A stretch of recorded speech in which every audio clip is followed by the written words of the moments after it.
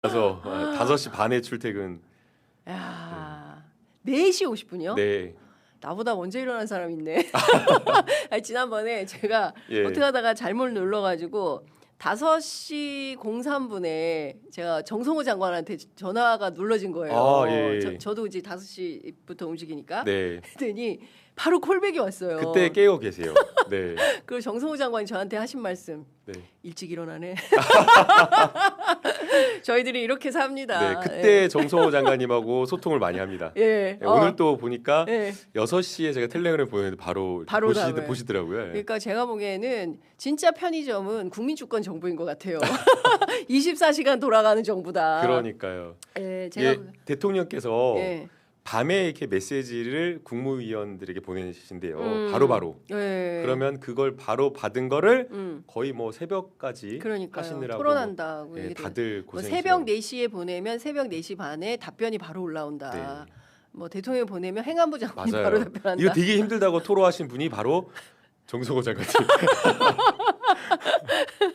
그렇군요. 아, 오랜만에 슈퍼챗이 들어와서 아유. 제가 이거는 좀 소개를 해야 될 것 같습니다. 기자님, 장인수 기자 사태를 거치면서 민주진영의 기자님들이 노무현 대통령이 취재 시스템 선진화했을 때의 논조부터 AI로 확인을 해봤어요. 그랬더니 특히 당시 기자님의 기사가 얼핏 보기엔 양비론처럼 보일 수 있지만 본질에 집중한 문제제기였던 것 같습니다. 장인수 전 기자라는 발언의 문제점을 짚어주신 것도 너무 감사했습니다. 그래서 지금까지 미루고 있었던 취재 편의점의 조떼꾸알 하는 기념으로 수보채 보냅니다. 앞으로도 좋은 기사 많이 부탁드립니다. 감사합니다. 와, 감사합니다. 아, 우리가 그동안 많이 힘들었어요. 그래서 앞으로 조금 더 많이 도와주실 걸로 믿고 감사하다는 말씀 전해드리도록 하겠습니다. 자, 요거부터 좀 여쭤보겠습니다. 안산에서 오셨으니까. 네. 안산갑 보궐선거 출마합니까? 아직 좀 말씀드리기에는 좀 이른 시점인 것 같고요. 네.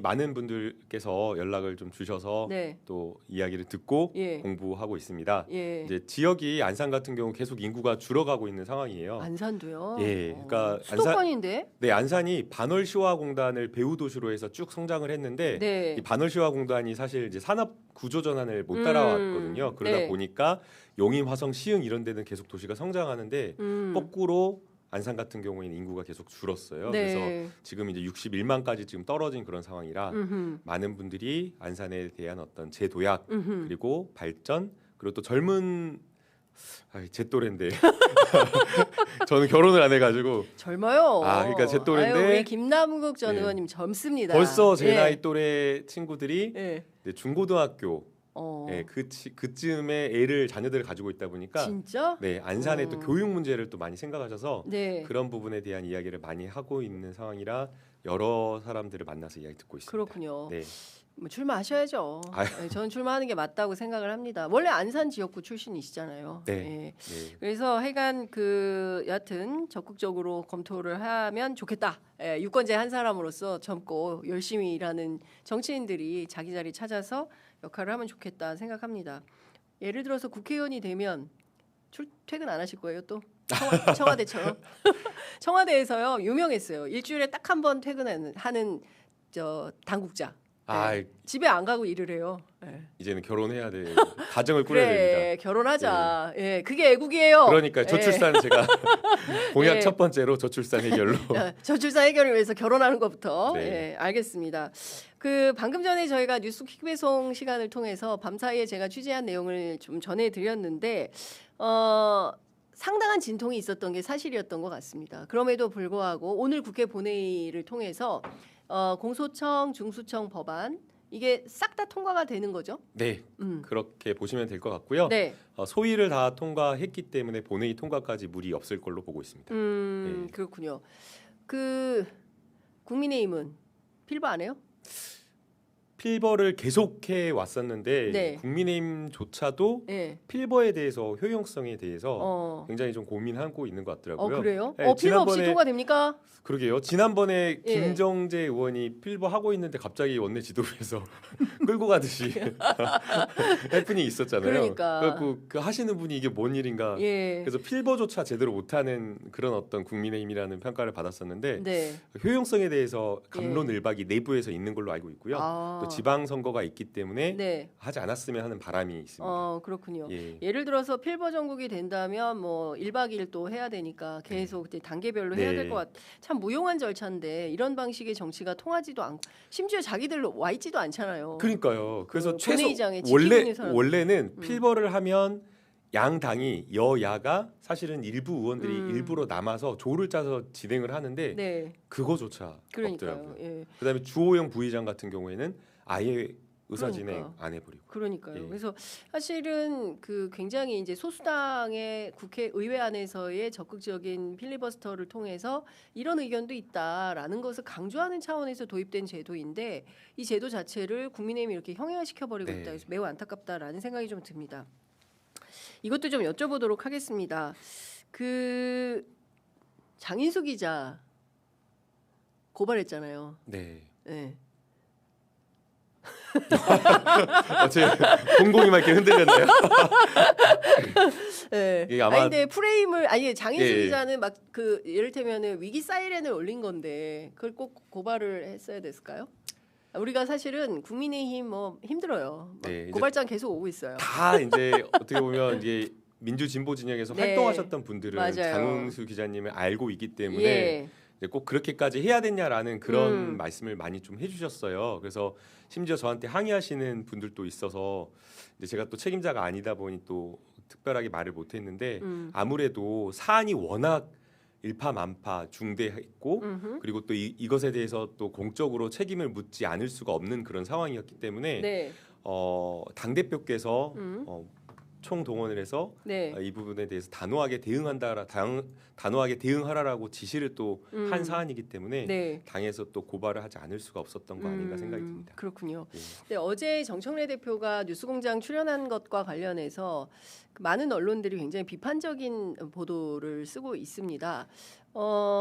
뭐 그 매체에 출연했던 장인수 기자는 고발을 하고 뉴스공장은 고발 안 하고 그리고 또 당 대표는 또 기자회견 하고 바로 그 이튿날 아침에 경공에 출연을 해서 거기서 상세한 비하인드 스토리를 뭐 저기 인터뷰로 확인을 좀 해주고 물론 이제 제가 더 오늘 더 상세하게 보도를 했습니다. 정말, 왜냐하면 예. 당 대표가 할 수 없어요 그런 얘기를. 네, 할 수 없기도 하고 네. 당 대표가 청와대 내부를 취재하지 그렇습니다. 않으시잖아요. 예. 저도 오늘 들으면서 깜짝 놀랐는데요. 제가 알고 있는 내용보다 훨씬 더 상세하게 자세하게 그냥 시간 단위로 알고 계셔서 네. 역시 진짜 취재를 바탕으로 발로 뛰신구나 생각했어요. 저희가 취재 편의점입니다. 예. 그래서 전화 받으신 분들은 한편으로 얼마나 무서울까. 아니에요. 저 좋아하세요. 네, 아니 좋아하긴 하는데 이렇게 꼼꼼하게 취재하시니까. 예. 아니 근데 모든 것은 신뢰를 바탕으로 하기 때문에. 그럼요. 예, 네. 예. 아무에게나 풀어놓진 않죠. 그렇죠. 네. 예. 너무 감사하죠. 이런 취재원들이 있다는 건 저한테는 진짜 기자로서는 영광입니다. 그럼요. 네. 그래서 정청래 대표의 인터뷰에 대해서 이제 그 이른바 그 기득권 뭐 레거시 언론들이 비판을 좀 많이 하고 있어요. 괜찮습니까? 이제 민주당 내부에서 음. 김어준 뉴스공장이 사실 장인수 전 기자를 통해서 이제 정말 공소 취소 거래서 장인수 지금도 기자니까 예, 장인수 전 기자를 기자 말고 현 기자로 예, 해주세요. 현 기자 장인수 기자를 통해서 예. 공소 취소 거래설이라고 하는 터무니없는 음모설을 터뜨렸고 네. 그리고 이제 그 논란이 사실 어떻게 보면 여진이 계속되고 있는 상황이잖아요. 다행히 이제 그게 빨리 정리될 수 있었던 거는 내용 자체가 말도 안 되는 내용이었고 그리고 또 그걸 뒷받침하는 취재의 어떤 경위라든가 그리고 취재를 증거를 뒷받침할 수 있는 증거 자체가 없어가지고 빨리 정리될 수 있었지만 그럼에도 불구하고 여진은 계속되고 있었던 거였거든요. 네. 그래서 이제 당내에 많은 또 뭐 많은은 아니지만 또 일부 의원님들 중에는 불편하게 생각하시는 분들이 있는 게 사실입니다. 그럼에도 불구하고 이제 아마 정청래 대표께서 이제 출연을 하신 거는 김어준 뉴스공장장과의 어떤 뭐 개인적인 친분도 있겠지만 기자회견을 한 이후에 또 특별하게 이 과정과 내용에 대해서 설명을 좀 할 필요가 있다라고 생각한 거 아닌가 생각이 들고요. 예. 아무래도 매체의 파워와 영향력이 또 가장 크고 네. 동접이 뭐 24만, 26만 뭐 이런 그런 매체이기 때문에 또 특별하게 좀 설명할 기회를 갖는 게 좋다고 판단한 것 같습니다. 그렇군요. 일단 이제 그 그러니까 그 장인수 기자가 보도한 내용은 뭐 이런 거, 그 검찰에서 거래하려고 그러는 거 아니야? 거래하려고 그러는구나라고 생각한다는 거였고, 거래설로 프레임을 짠 것은 조선일보였기 때문에 거래설로 보도됐다라고 보는 거는 좀 맞지 않는 것 같다라는 생각이 하나 들고요. 또 네. 하나는 뭐 개인적 친분이 있다 하더라도 현직 당대표이기 때문에 어제 기자회견 했으면 오늘 정도는 MBC 뉴스데스크 정도에 출연해서 좀 설명을 하고 다음 주 월요일 정도에 경공에 나가서 더 상세한 긴 인터뷰를 했으면 어땠을까? 제가 라는 미디어 전략. 메모를 제가 해서 대변인이니까 이 내용을 전달하겠습니다. 그리고 아니, 제가 MBC에 취재 편의점 오라고 얘기 안 했어요. 더해서 취재 편의점도 꼭 이거 바로 앞이니까, 들리라고 말씀을 하겠습니다. 예, 좀 이제 그런 정무 판단이 조금 아쉽다. 예, 제가 보기에 저 오랫동안 이제 정치부 기자를 했기 때문에 그리고 또 여당의 당 대표지 않습니까? 그래서 그럴 때는 뭐 그렇게 한번 쿠션을 좀 줬다가 출연하는 게 어떤가, 라는 생각이 좀 들었어요. 좋은 조언이라고 생각하고요. 정말 맞습니다. 네. 그리고 당대표께서 넓게 큰 행보하시는 게 맞다라고 생각이 되고요. 또 혹시나 오해를 할 수 있는 그런 어떤 일정이나 이런 것들이 있으면 안 되잖아요. 네. 그래서 그런 부분도 또 조심하는 게 맞다고 생각이 되고 또 기회가 되면 MBC 그리고 장윤선의 취재 편의점을 포함해서 다양한 매체에 이렇게 인사드리면서 더 폭넓게 소통할 수 있는 기회를 갖도록 하겠습니다. 그게 진짜 중요할 것 같아요. 근데 특히 어제 겸공 인터뷰에서 다른 매체하고 일체 인터뷰를 하지 않았다라는 점을 굉장히 강조했어요. 그러니까 이제 그거는 오해인데 그게 이제 오해거든요, 사실은. 그러니까 일체 안 한 이유가 할 수 있는데 일체 안 한 이유가 경공하고만 한다. 그 주변 경공 그러니까 충분히 그렇게 들릴 수가 있는데요. 이제 주변에 이야기를 하면 대표가 인터뷰를 하면 본인이 스포트라이트를 받기 때문에 그러고 싶지 않다라고 하면서 오롯이 대통령의 국정 운영이 빛나고 보도가 되기를 바라는 마음으로 안 한다라고 그렇게 주변에 이미 선언을 하셨었어요. 그래서 이제 그 부분은 좀 오해가 없었으면 좋겠고요. 그래서 한 가지 예를 들면 지난번 3월 5일이었죠. 대통령께서 순방 갔다가 3박 4일 순방 가셨다가 바로 귀국하셔서 호르무즈 해협과 관련된 대응, 종합 대응과 관련된 국무회의, 임시 국무회의를 열었잖아요. 근데 그날 사실 당 대표 기자회견이 예정돼 있었거든요. 맞아요. 근데 그걸 연기했습니다. 잡혀 있었는데 임시 국무회의 하신다고 해서 그리고 5일 뒤로 주말로 연기해서 했다는 점. 그것도 대통령의 메시지나 이런 것들을 가리면 안 된다라는 그런 당 대표의 방침이었습니다. 대변인 어렵습니다. 제 그 별칭이 평화의 비둘기. 평화의 비둘기. 평화의 비둘기로 싸우지 말자. 저도 이제 취재하면서 대통령의 진심은 그만 싸워라. 갈등 제일 싫어하는 게 분열이죠. 맞아요. 많이 들으죠. 많이 청와대 계실 때도. 청와대 있을 때도 강조하시고 대통령께서 항상 이야기하신 게 대표 시절에도 강조하신 게 분열로 진보는 망하는 거 아니냐. 이렇게 하다가 또 재집권 못하거나 또 정권 재창출 못하는 거 아니냐 그 걱정을 되게 많이 하셨거든요. 그러니까 저희가 싸울 수는 있지만 뭐 논쟁하고 토론하고 논박할 수는 있지만 그게 동지에게 하는 언어가 수위를 넘어가 버리면 감정적으로 화해가 안 돼요. 맞아요.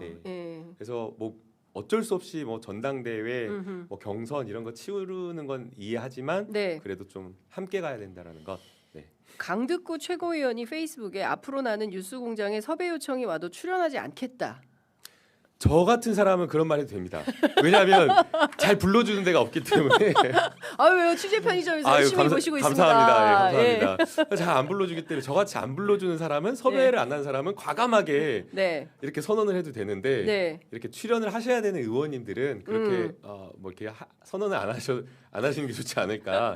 그리고 또 국민들에게 소상히 이렇게 알릴 필요가 있잖아요. 뉴스공장을 듣는 국민들, 당원들도 우리 민주당 지지자들이면서 동시에 국민들이기 때문에 뉴스공장 플랫폼이나 뉴스공장장이 싫다고 해서 거기를 안 나가면 안 된다고 생각하거든요. 예를 들면 저희가 2016년까지 민주당에서 종편을 출연하지 말자고 그랬었어요. 맞아요. 근데 그때 종편 출연 금지 이런 금지가 있었어요. 그래서 거의 한 12년, 13년 딱 종편 출범했을 때부터 16년까지 안 했는데 후회했어요. 민주당에서. 오히려 적극 거기에 나가서 말을 했어야 됐는데 그래서 대선에 패배한 거 아니냐 2012년. 그런 후회가 있어서 2016년 이후부터는 종편 출연 금지령을 풀어가지고 적극 나갔고요. 당에서 저도 나가라 그래가지고 민주당을 대변하는 그 하나의 패널로서 그렇습니다. TV조선 채널에 다 적고 예. 나왔습니다. 그러니까 진짜 저는 그 언론 정책이 참 답답한데 그 옛날에 저 1989년에 1학년 대학에 입학했을 때 커피 콜라 안 마시기 운동 이러고 있었어요. 애국한다면서 그런 식인 거 얼마나 한심한 겁니까? 그러니까 무슨 얘기냐면 종편의 출연을 금지할 것이 아니라 진보 언론을 키워야죠. 그렇죠. 네, 네. 진보 언론이 더 지금은 유튜브 시대가 됐기 때문에 뭐 그렇게 덩어리가 큰 그런 뭐 기관 장치 산업에 돈을 투자할 필요가 없다. 유튜브 열심히 네, 하면 된다. 예. 이제 이렇게 바뀌었지만 그 시절만 하더라도 없었어요. 이런 플랫폼이. 맞아요. 그렇기 때문에 적극적으로 진보 종편을 만들어야 된다. 제가 이제 오마이뉴스에 있을 때도 늘 그런 걸 강조를 했었는데 네. 여태 못 하고 있거든요. 예, 지금도 안 되고 있어요. 그래서 저는 확장 정책으로 가야지. 출연 금지하지 마. 그러면 여론 시장이 그쪽으로 쏠리는데 아유, 맞아요. 이런 생각을 예. 하게 되는 거죠. 그러니까 그 영향력이 있는데 그걸 억지로 줄인다고 또 줄어드는 게 아니잖아요. 그렇습니다. 그러니까 김어준의 뉴스공장역의 영향력을 인정하고 음흠. 그리고 그에 따른 책임을 지라라고 하면서 네. 또 여러 가지 요구할 건 요청할 건 요청해야죠. 그래서 네. 그렇게 하면 안 음흠. 된다라고 할 거는 이야기하면서 또 동시에 그거를 또 대안할 수 있는 음흠. 뭐 장효세의 취재 편의점이나 아니면 다른 어떤 유튜버들을 다변화하고 다양화하고 키울 수 있는 그런 어떤 환경을 만드는 게 네. 되게 중요할 것 같습니다. 그런 정책적 논의가 지금 굉장히 필요하다라는 말씀을 좀 드리겠습니다. 네.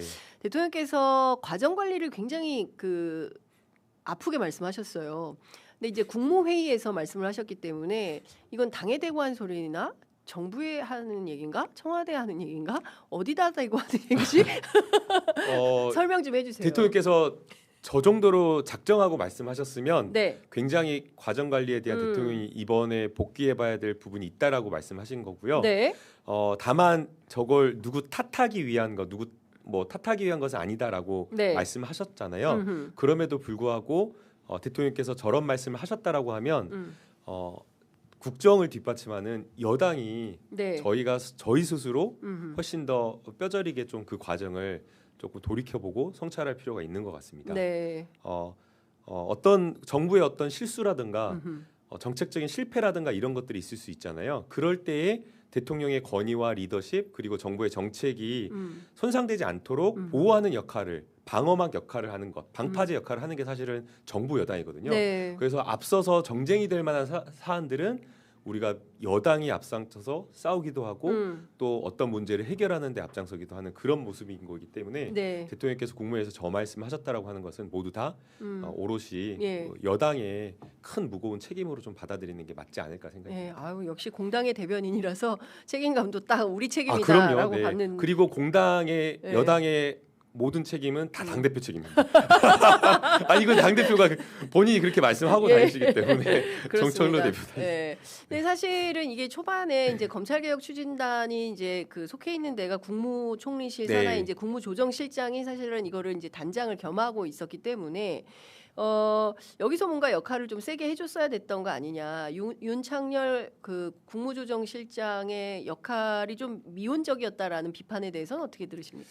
저도 그런 이야기를 들었었는데요. 제가 근데 여당에 있는데 네. 국무조정실장님을 이렇게 뭐 이렇게 탓하기는 거시기하다. 예, 대통령께서 탓하면 안 된다고 또 그랬는데 그리고 방금 직전에 오롯이 정부 여당의 큰 책임으로 느낀다 이랬는데 또 딴 얘기하기. 바로 3초도 안 돼서 그러게 말입니다. 국무조정실장이 이럴 수는 없잖아요. 예, 그래서 여당도 여당의 역할을 잘 해야 되고 네. 여당 내부의 소통을 또 들여다봐야 되고 또 여당과 정부의 소통도 있잖아요. 네, 예. 그리고 또 정부가 하나인 것 같지만 사실은 하나의 또 뜻이 아닌 게 네. 행안부 그다음에 법무부 그다음에 또 대통령실 각자의 어떤 기관마다의 또 입장과 생각이 다르거든요. 네. 그렇기 때문에 그런 어떤 소통 과정과 조율 과정 이런 것들을 다 이번에 한번 전체적으로 다 점검할 필요는 있는 것 같습니다. 그렇군요. 예. 어제 정청래 대표 인터뷰 가운데 안 되겠다. 후반기 이 국회에서는 상임위를 싹 다 우리가 가져와서 해야지 일이 너무 안 돌아간다. 특히 정무위 그다음에 이제 기재위죠. 아닌가? 재경위. 네. 이런 데는 지금 거의 국민의힘이 상임위원장을 맡고 있는 데는 거의 상임위가 안 돌아간다. 이런 얘기가 있는데요. 실제 이게 맞지 않습니까? 책임감 있게 싹 맡아서 똑바로 일하고 국민들께 평가받는 방식. 네, 그러니까 더 본질적인 거를 따져 보면 네. 상임위원장 자리를 가져오겠다라는 그 문제가 아니라 네. 상임위원장이 마음대로 네. 이 1인이 상임위원회를 마음대로 하는 겁니다. 아, 회의 일정도 마음대로 하고요. 네. 의사 일정도 마음대로 하고요. 의사 진행도 마음대로 하는 겁니다. 네. 이거 있을 수가 없는 그렇죠. 거잖아요. 그러니까 예. 국회법에는 뭐 간사들과 협의한다라고만 되어 있지만 네. 실제 협의가 안 되거나 뭐 어떤 중요하고 결정적인 순간에는 음흠. 그냥 마음대로 해버리거든요. 네. 제가 듣기로는 최근에 제가 어떤 장관님을 만났는데 어떤 상임위는 지금 3월이잖아요. 네. 올해 업무 보고를 아예 한 번도 안 했대요. 세상에. 예. 그러니까 현안을 이렇게 올해 어떤 사업을 할지 정부가 무슨 사업을 할지 네. 그리고 어떤 정책을 추진해 나갈지 음흠. 이런 것들을 부서를 불러다가 업무 보고하는 그 자리를 가져야 되는데 3월이 됐는데도 안 하고 있다는 거예요. 아, 이건 진짜 실제로 너무나 심각한 직무유기입니다. 그러니까요. 예, 이건 그래서 근데 고발감이네요, 예, 정말. 이런 일정을 위원장이 마음대로 한다는 거예요. 그러니까 그래서 저는 이게 위원장 자리를 다 가져오는 그 문제가 아니라 국회법상의 그 권한을 위원장이 독점하고 있는 그 권한을 이럴 때에 네. 뭐 양당 간에 다수의 의결로 해서 네. 의사 일정을 잡을 수 있는 그런 권한을 준다든지 네. 아니면 독점적인 어떤 이런 상임위원장의 그런 어떤 의사 진행, 의사 일정을 마음대로 못하게 제한하는 게 오히려 더 우선이지 않을까 네. 또 생각이 됩니다. 알겠습니다. 지금 벌써 31분이 시간이 훅 가버려가지고요. 그래도 요건 꼭 여쭤봐야 예. 될 것 같아요. 장해찬 여의도연구원 부원장이 사실상 그 폐륜에 가까운 막말을 했다는 비판을 받고 있습니다. 무슨 얘기냐면 그 조갑재 대표 양상훈 조선일보 주필을 향해서 늙은이들이 제정신인가? 뭐 이런 얘기를 했어요. 한동훈, 오세훈 보고 희생해서 이준석이나 80년대생 정치인들에게 발사대가 되라고 해야지. 동훈이 살려줘 이게 무슨 말이냐? 뭐 이런 얘기를 했고 또 무슨 뭐 오지랖이네 뭐 호남비하 발언 계속 국민의힘에서 나오고 있는데요. 어떻게 생각하십니까? 어제 하루 만에 김영환 충북지사는 지역을 비하하는 그런 발언을 하고 또 장해찬 네. 전 최고 같은 경우에는 이게 세대 어떻게 보면 가장 존경받고 존중받아야 될 그런 세대를 폄하하고 비하하는 그런 발언을 했거든요. 네. 사실은 이게 선거 기간이 아니더라도 이런 어떤 상황이 발생하면 공당이라고 한다면 당연히 여기에 상응하는 조치를 취해야 하거든요. 그리고 선거 기간이다라고 하면 더 예민하고 민감하게 반응해서 빠르게 조치를 해야 되는데 그냥 단순하게 어제 경고 주의하는 조치로 끝냈다라는 거예요.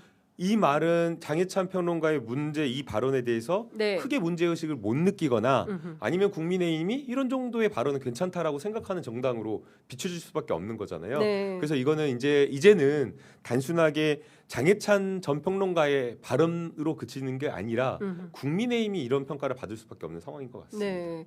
하여간 지금 뭐 국민의힘은 뭐 자중질환이 도를 넘은 지경이기 때문에요. 거기다가 폐륜 막말 이게 이제 격화되니까, 네. 예, 어쨌든 선거가 격화되니까 자기 이익이 첨예하게 대립되면 이렇게 막말들이 나오는 것 같습니다. 그럼에도 저희 민주당은 마지막 선거까지 성실하게 절실하게 마지막 한 분까지 최선을 다해서 마지막 1분 1초까지 그렇게 뛰겠습니다. 알겠습니다. 네. 자, 오늘 말씀 잘 들었습니다. 고맙습니다. 네, 감사합니다.